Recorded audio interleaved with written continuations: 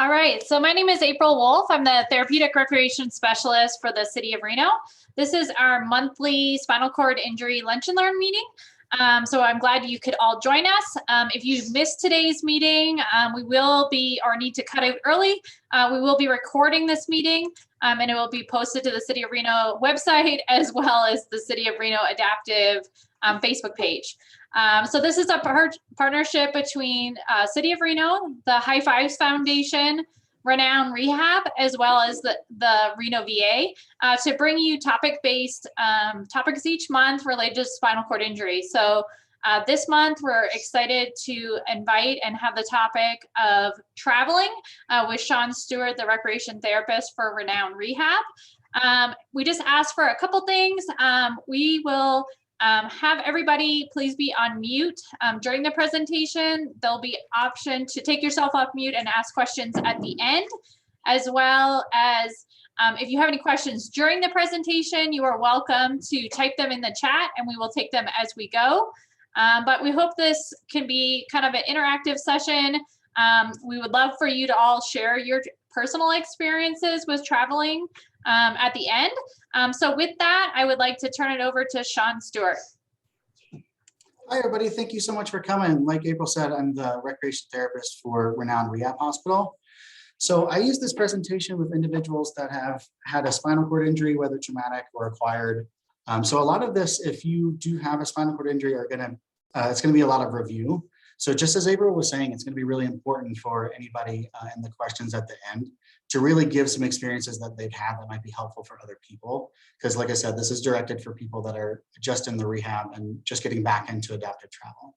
So I'll go ahead and share my screen. I think April is going to be observing the chat. So if anything comes up, let me know.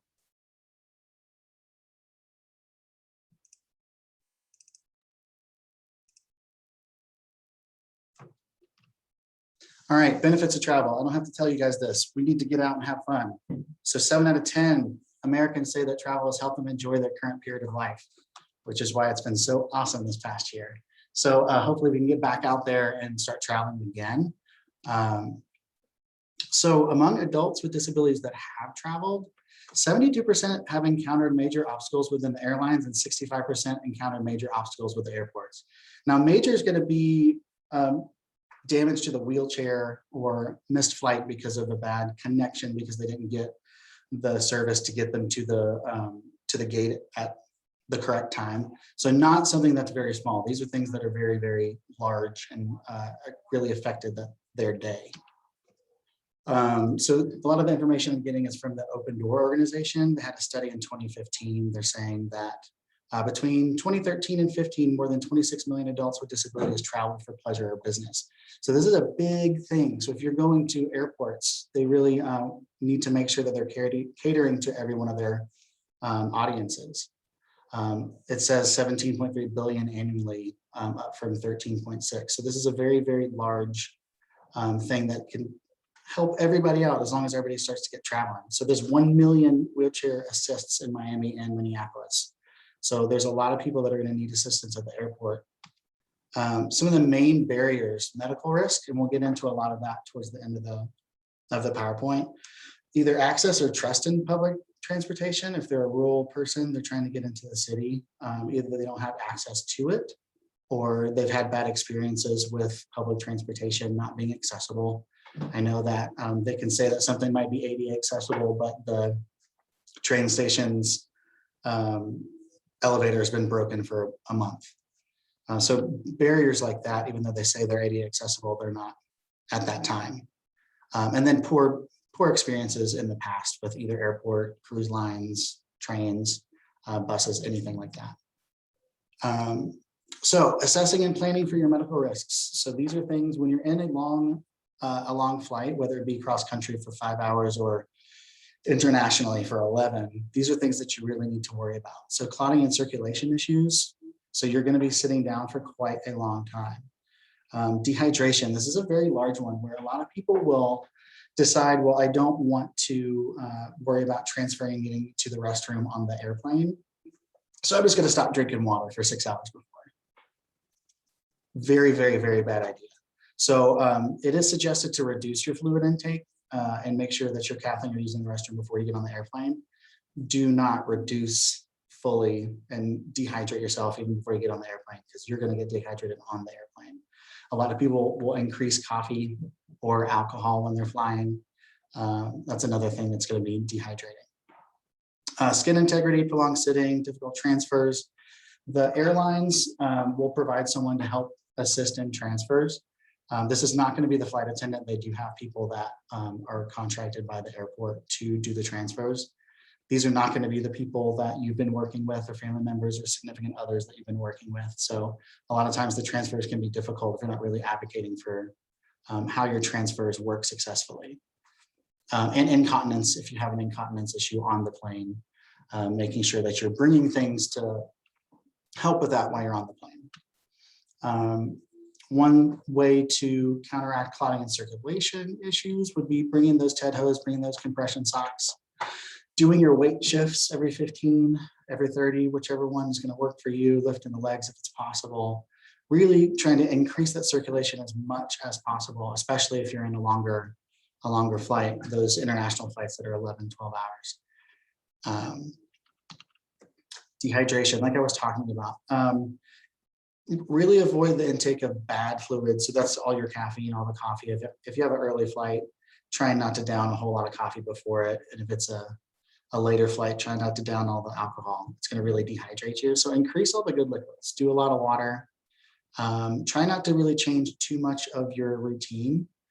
You don't want to go too less or too much for any of the good liquids. Try to stay as much in a routine as possible. The suggestion is kind of 2 weeks before, drink regularly throughout the trip and plan ahead. So planning ahead, if you know that your flight is around 11 and your bowel program is at a certain time, making sure you're adjusting your schedule for 2 weeks before that flight so you can really get on a routine. So nothing's really a shock to the system when you're changing any of the times that you're flying. Skin integrity, like I was talking about, pressure relief, making sure you're bringing all the different things that you'll need. So packing and applying the lotion. If you're using a Rojo cushion, a lot of times living in Reno and going up to Tahoe as much as I can because it's beautiful. Individuals that are using Rojo chairs really have to worry about the air pressure within that seat cushion. Because if you're going up to altitude and they usually keep it between 6,000 and 8,000 feet in elevation within the pressurized cabin on the airplane.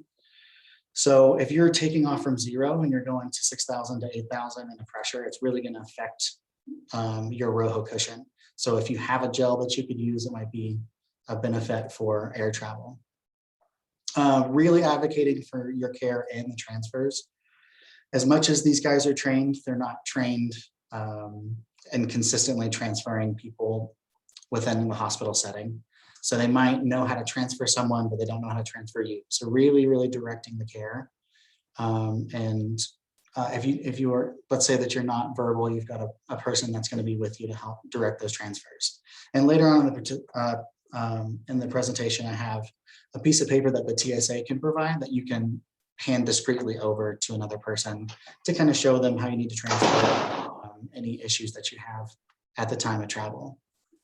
I was talking a little bit earlier about planning your bowel and bladder care ahead of time. Really doing that 2 week before you travel, making sure that you're consistent with that program. Sunscreen. Yes, I always forget this. So making sure you're packing sunscreen, because that can be really, if you're going to the beach, a problem.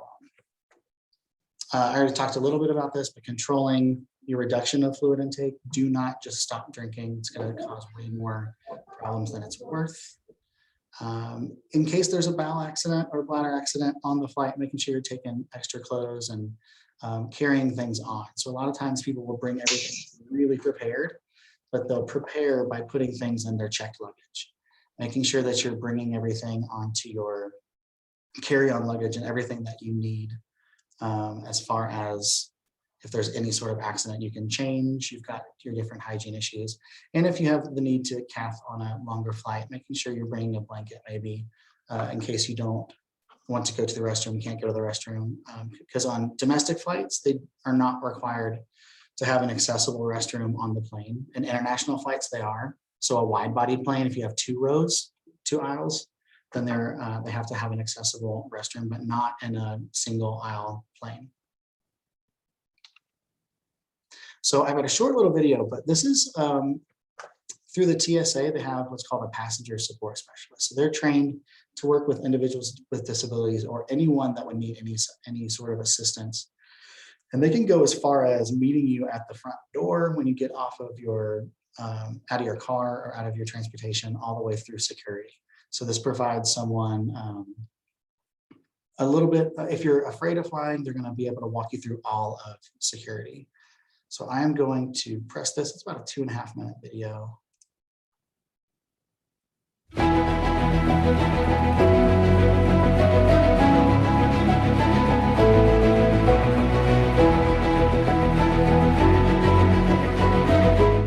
A passenger support specialist for TSA is a transportation security officer that is trained specially to help passengers with disabilities, cultural differences, anything that needs assisting through the screening process. Passenger support specialist is requested sometimes for many reasons. Sometimes flying with a child by yourself, sometimes just the ability to have that security with somebody walking you through. Just the fear of flying can sometimes require a passenger to request the extra support. Good morning, good morning, good morning, good morning. A typical day for a passenger support specialist is I start in with a morning briefing. I usually check my emails for the day and see if I have a request for a passenger support specialist. And if I do, in most cases, I contact that passenger, let them know where the meeting point is, make arrangements to meet them, sometimes helping them with their bags. I usually engage with them to try to fill out what they need, what their requirements are. Sometimes people just need me to walk along with them. The program is extremely important because when people have a need, that needs to be a person that's going to supply that need, that really cares about what that need is. It doesn't matter. You just say what you need, and that's what we're here for. It is important for the passenger to have a personal relationship with the passenger support specialist because, first of all, there's trust. They also know that we care about them. We're going to do things and treat them with dignity and respect. I am a 9/11 survivor. I was in the Pentagon on 9/11, so I know the importance of security screening. A little help that we do by screening passengers every day makes a difference. It makes a difference. What I would say to the traveling public is, please, if you need some help, no matter what it is, go ahead and talk to TSA Cares and ask for a passenger support specialist because we're here and everyone that's on that list really cares about not only doing something, but helping you. So it's not a job to us. It is something that we love. It's a passion. How are you this morning?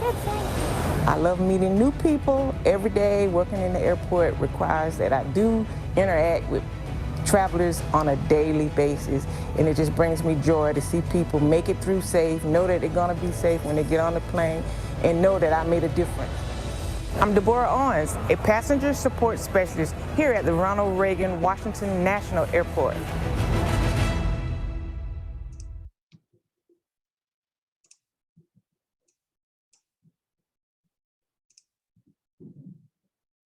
All right, so like they were discussing, it's not for necessarily a specific person. This can be used by, like they said, someone that's overwhelmed because they have a child with them and they need some assistance. So this can be shared with anybody that you know in case they need any sort of assistance going through security. And just make sure that you are calling 711 or the TSA up to 72 hours in advance. Make sure you don't do it too much later than that, and they might not be able to accommodate you. So I was speaking a little bit earlier about the TSA notification card. So this isn't an official piece of government documentation. This is something that you can download on a PDF from the TSA's website. And it gives you the opportunity to write in the white bar things that might be beneficial to someone that might be doing a security screening. So let's say you have some metal in your left knee, and every time it's going to get flagged, you might as well print this off, say this is something that's going to happen, so they're kind of on the same page. Or say you have a catheter in and you need to inform them and you don't want to speak about it in a public space. Or you can just say, I would like a private screening, and just hand them that. So any sort of, like they say, health condition, disability, medical device, Something that if you don't want to speak it, you can just hand the TSA agent this item. All right, so what to expect when traveling with a mobility aid. You have the ability to ask for a private screening at any time. Sometimes it can be a little bit invasive. We've taken individuals from our hospital pre-COVID to the airport, where we take them from our van all the way through Southwest Airlines check-in through TSA. And the biggest feedback that we'll get is it's a little more invasive than they thought it was going to be, because they do have to check your wheelchair, they check your tires, they check your seat cushion, sometimes check you with the little pieces of fabric that they can put into one of their machines, checking for different things. So it is a little more invasive. So if you would like to have a private screening, you can ask for that at any time. One of the biggest barriers, if you are a PreCheck user, you cannot use TSA PreCheck as a wheelchair user, just because they have that thorough of a screening for anybody that's using a wheelchair. Due to the length of time that you'll be in TSA, arrive even earlier than you think, just because of the nature of the screening. They're going to be a little more thorough with you and might have to take you aside to scan the piece of fabric that they're using on your wheels. One bit of feedback I've heard from the TSA is if you're a gardener, sounds like a joke, but it's not. If you're a gardener, please do not roll your wheelchair through any sort of fertilizer or anything, as that'll pop you really quick and you might miss your flight because of information like that. I see April doing this. So maybe this has happened to somebody that either you know or maybe you've worked with, but that's something that people might not think of. So towards the end of the thing, I'd love to hear any information that people might have that they might have gone through with travel. This is another TSA video about traveling with a mobility aid. It's another 2.5 minute video. This is the checkers game where grandson and granddad will bond. Traveling through airport security in a wheelchair or using a mobility device? Here's what to expect the next time you fly. For assistance during screening, contact the TSA Cares Helpline 72 hours before your scheduled flight. A TSA employee will be on hand to provide on-the-spot assistance at the checkpoint. On the day of travel, make sure to arrive early to allow enough time for security screening. If you're able to stand with your arms above your head and are able to walk through without support, then you may undergo screening through advanced imaging technology or a walk-through metal detector. If you cannot or choose not to be screened by advanced imaging technology or a walk-through metal detector, or if you're unable to stand or walk on your own, then you'll undergo a pat-down. A pat-down may also occur if you're alarmed during screening. If you're unable to remove your shoes, then your shoes will have to undergo additional screening. Wheelchairs and scooters will be screened to include the seat cushions and any non-removable pouches. Any removable items will need to undergo X-ray screening. Medications in liquid or solid form and paste or creams in excess of 3.4 ounces are allowed in your carry-on bag and are exempt from our TSA liquids rule. Walkers, crutches, canes, or other mobility aids and devices must also undergo X-ray screening. For your comfort and discretion, know that at any time during the screening process, you may request to speak with a supervisor or request private screening. Have additional questions about screening policies, procedures, and what to expect at a checkpoint? Contact the TSA Cares Helpline prior to your next flight, or send a tweet or direct message on Facebook to Ask TSA. For more information on travel and to print out your own notification card, visit tsa.gov.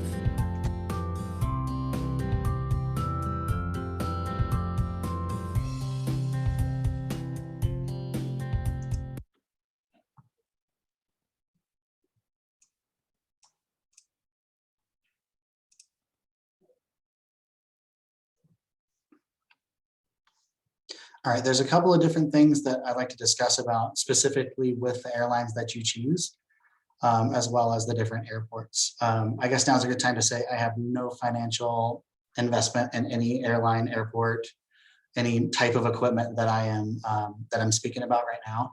I am purely speaking from individuals I've worked with and alumni of our program at Rehab. So one of the main things, if you're working with an airline specifically, is taking pictures of your equipment before you fly.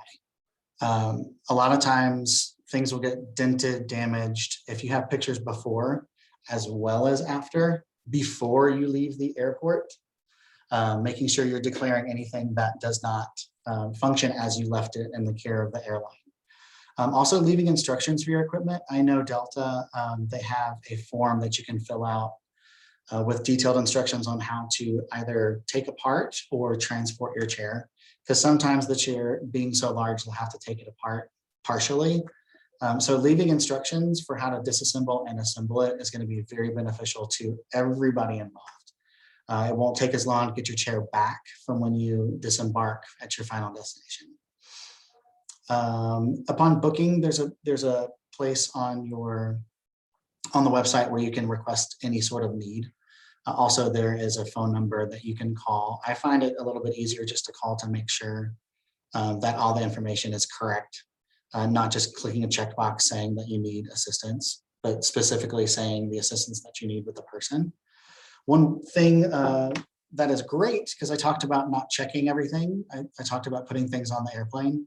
Medical equipment does not count towards luggage. So one of the pieces of advice that I've received from someone that has traveled specifically with a rugby team is they'll take all of the pieces that they can off of their wheelchair and take it with them. Because sometimes things get damaged. I know if you've seen rugby, you know that they damage their own equipment, which is really fun to watch. But you want to be the person that's hitting somebody else, not getting damaged on an airplane.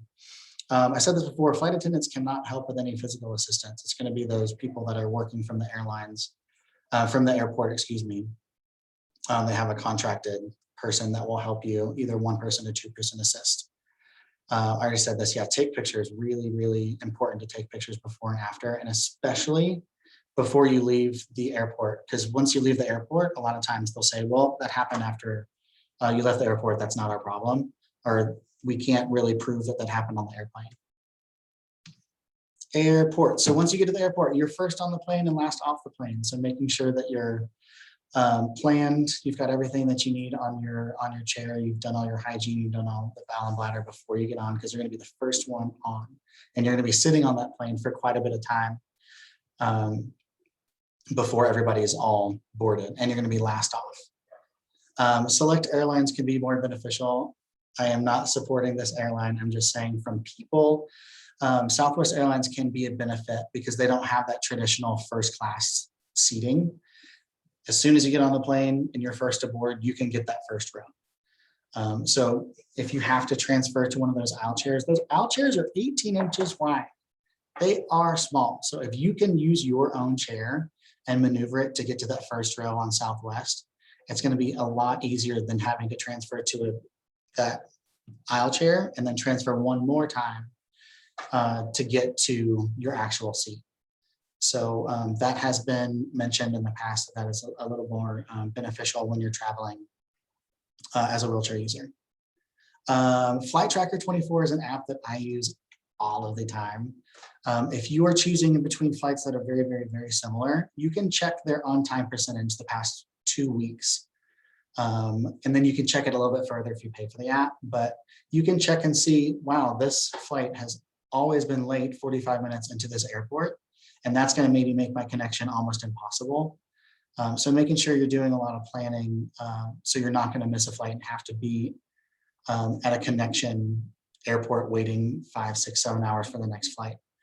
Obviously, having a direct flight is going to be the most beneficial to you.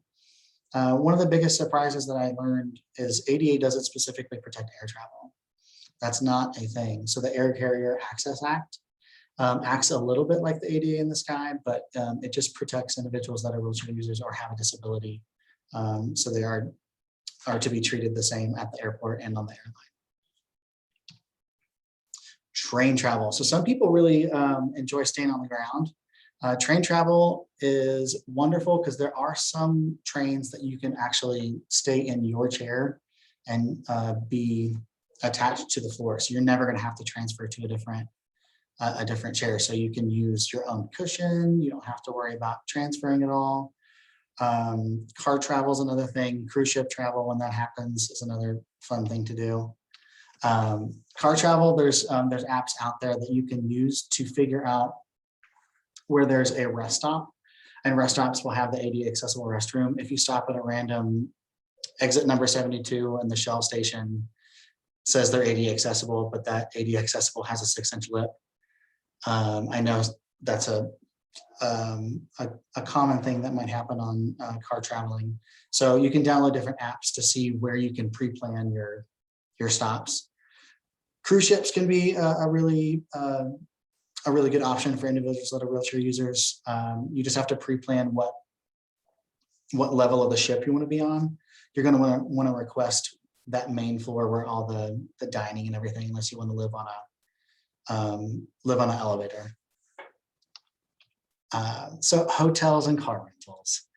I really advise people to go on different websites that show actual photos of these hotel rooms, because a lot of times they'll say that they are accessible, and even they'll say they're ADA accessible, but they'll have a roll-in shower, but that roll-in shower has a 6-inch lip.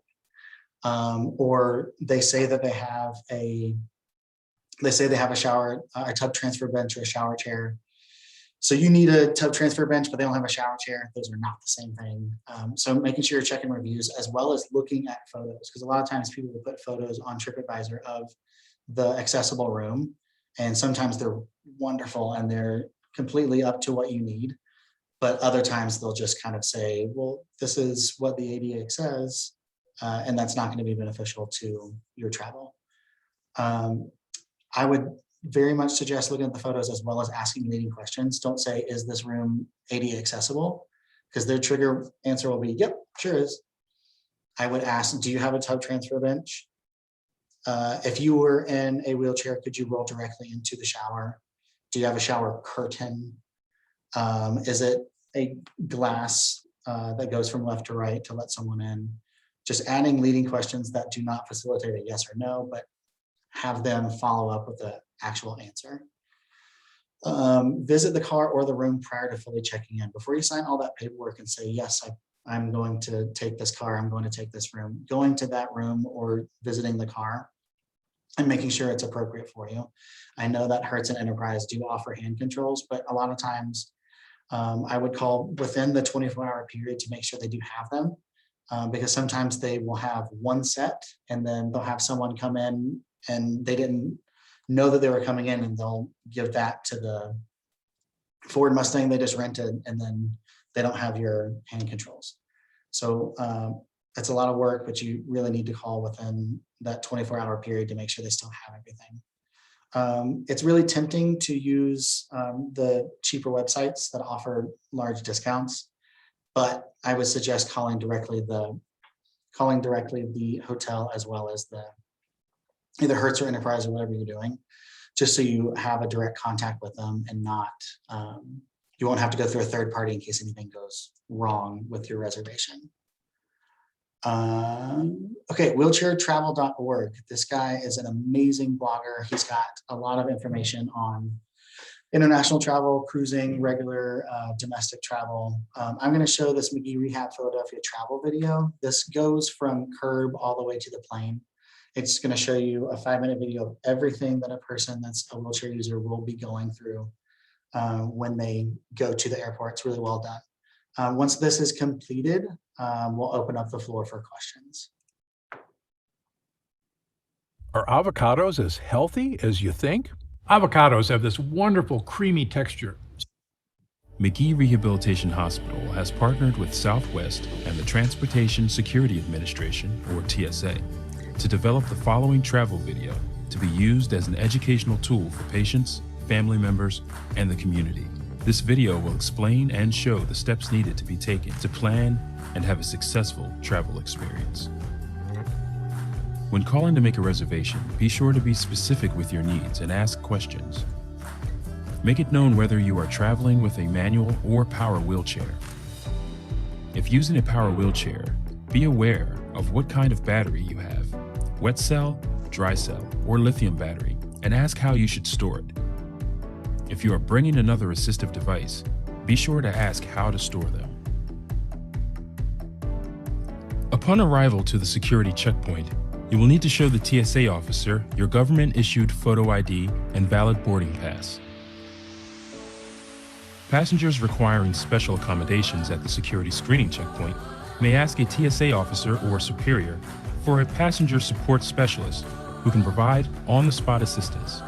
Travelers or their companions may call TSA Cares 72 hours prior to travel to ask questions about screening policies, procedures, and what to expect at the security checkpoint, along with requesting a passenger support specialist at the checkpoint.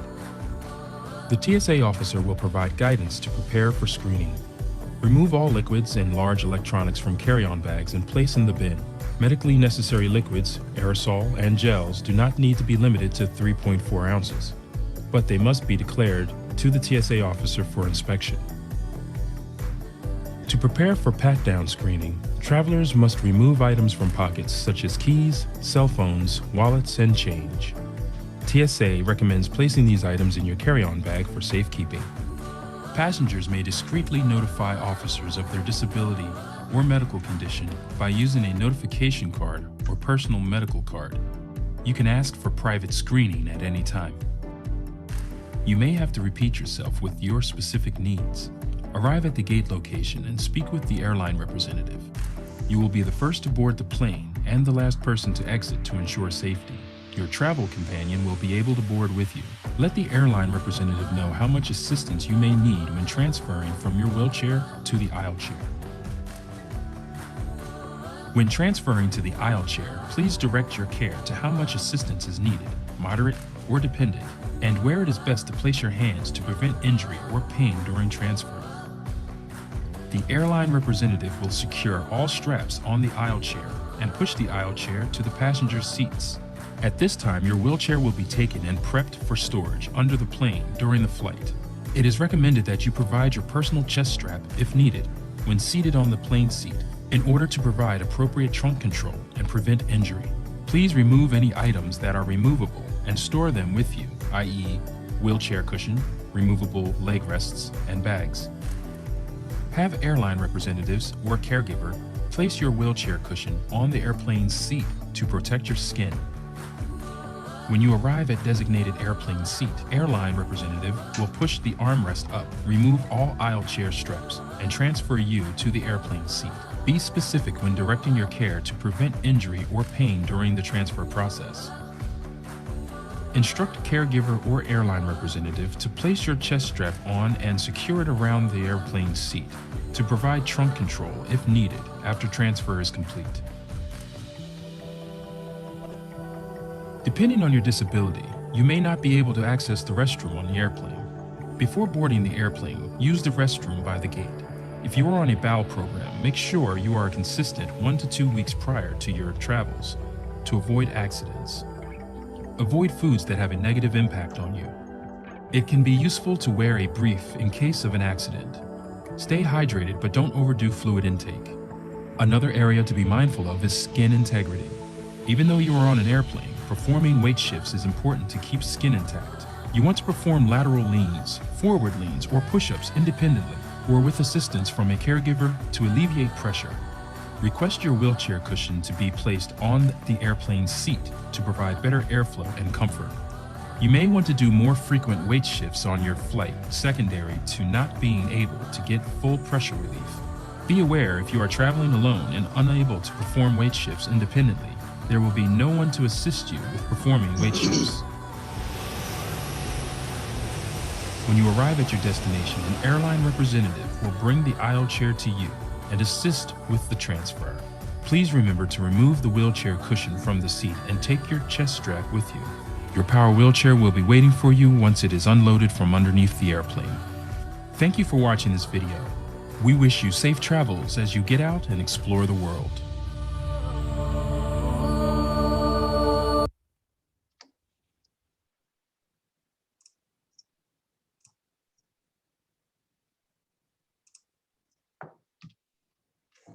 All right. If there are any questions about anything that we discovered or covered, or there's anybody that has some helpful hints, I know that someone just put something in the in the chat. I would love to hear what you guys have to say in your experience and how we can educate each other on the best ways. So I'm just going to actually have you stop presenting. That way everybody can see each other. Probably the best way, we don't have any questions that were typed in the chat. There is a hand raise function that you can use under reactions if you'd like to ask a question, or if you have some personal experiences and tips and tricks you'd like to share. If you could use that, that would be probably the best way to ask a question or chime in.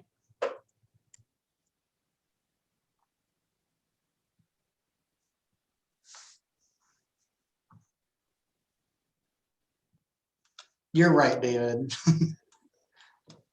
That's the feedback I hear a lot. So the majority of the best way I can help advocate is when someone if someone's going to help you, you're making sure that you let them know exactly what you need. And even when that happens, sometimes it goes awry and they're just trying to get you from point A to point B, and they have no respect, honestly, for getting you from one seat to another. Dave, I see your hand raised, so if you'd like to verbally ask a question or chime in, go for it. Thank you very much. I just got my audio back. Can you hear me? Yes, I can. Cool. Yeah, the experience I've had, I've traveled quite a bit, several times to Brazil and a couple times to Europe. But the lifting assistance is not good at all. Depending on which airport you go to, who's trained what. I hate to characterize. Oh, we lost your audio for a second. I know in San Francisco, a lot of their TSA help or lifting assistance,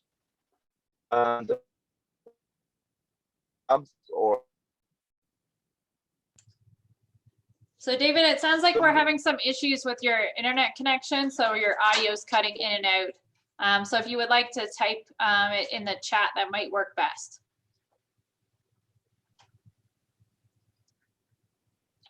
I love it.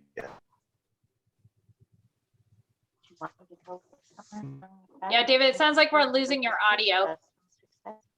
Sure. Is there anybody else with any questions or comments they would like to make?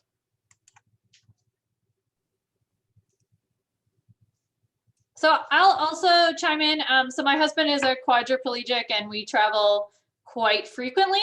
He plays wheelchair rugby, so we've had quite a few different travel experiences. So just kind of some tips from our experiences.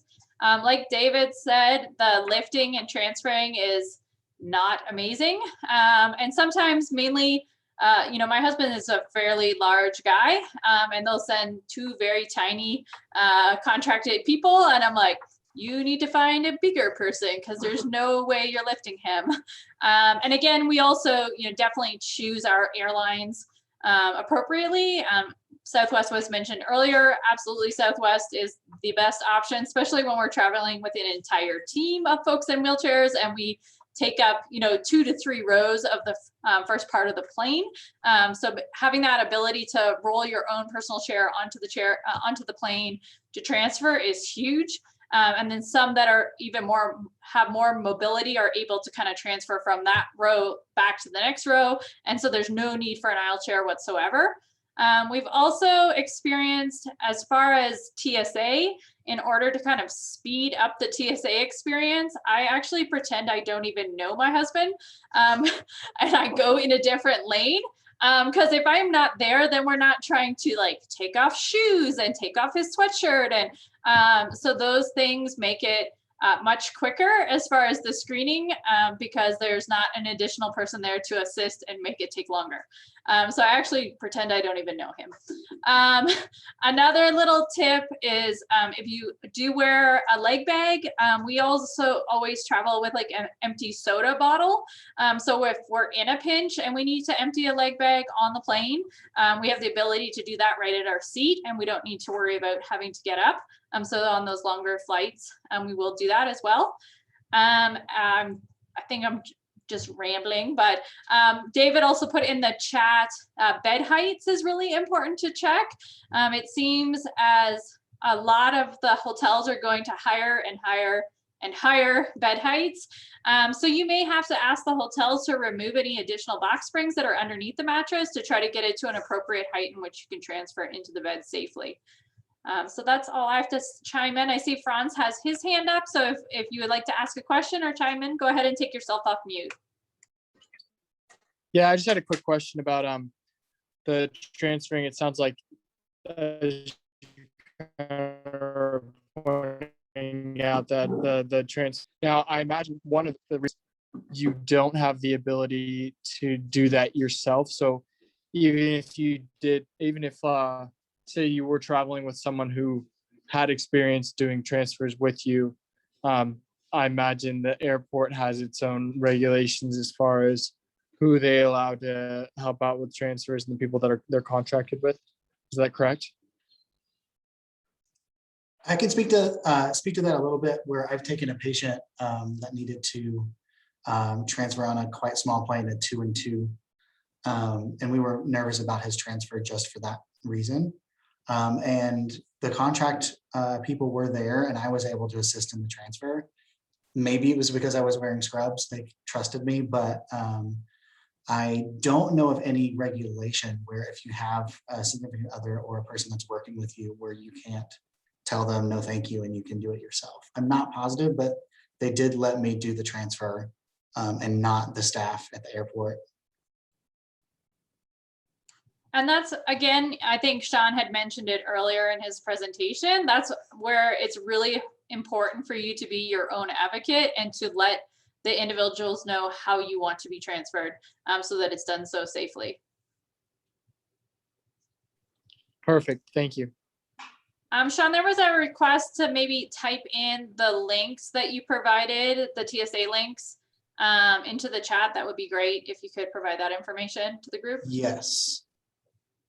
And I see some awesome, we have some folks from the VA Palo Alto healthcare system that are on this presentation. They have typed in a ton of awesome suggestions and tips into the chat. So feel free to take a look at the chat if you have any other ideas, or feel free to take yourself off mute and share those ideas with the group. That would be great.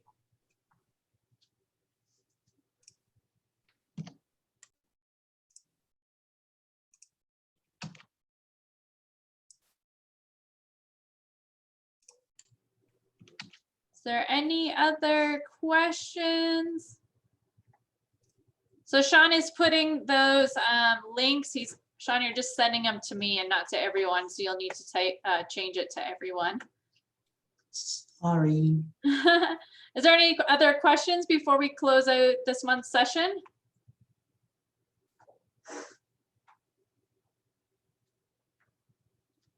All righty, hearing none or no hands raised. I appreciate everyone's taking the time today to learn hopefully a little bit more about making your travel more accessible and successful.